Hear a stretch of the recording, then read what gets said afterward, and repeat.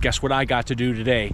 I got to go beekeeping all day long. Life's a dream and I'm living the dream. We started our day out in Erin, New York with 5 hives I've got up there, and by the time we got done we had 7 hives.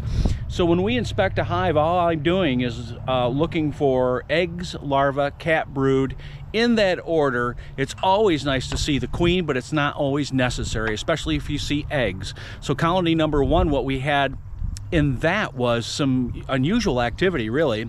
There was a queen. She was small. My guess is she came back from a mating flight and hasn't ballooned up yet, full of eggs.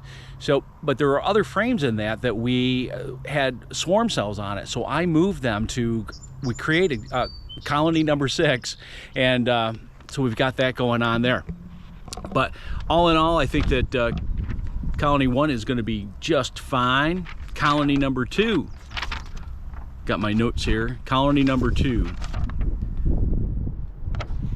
Colony number 2, what we found there was eggs, larvae, and cat brood. We did not see the queen, but you don't need to see the queen, that's for sure. If you see eggs, we know that we've got a queen, or quite certain we have a queen.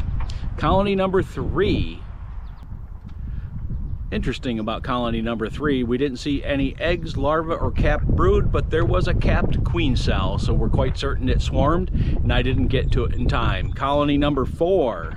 Plenty of eggs, larvae, and cat brood. We did not spot the queen, but it's a robust colony. In fact, I have to add a medium box to it when I get up there next week.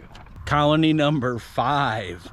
Colony number 5 was an extremely strong colony. We did find the queen. We found eggs, larvae, cat brood. It's early enough in the season that I thought, well, I'm going to create another colony, colony number 7, and so I moved the queen, I created a split for colony number 7. Colony number 6 was the colony we created from colony number 1.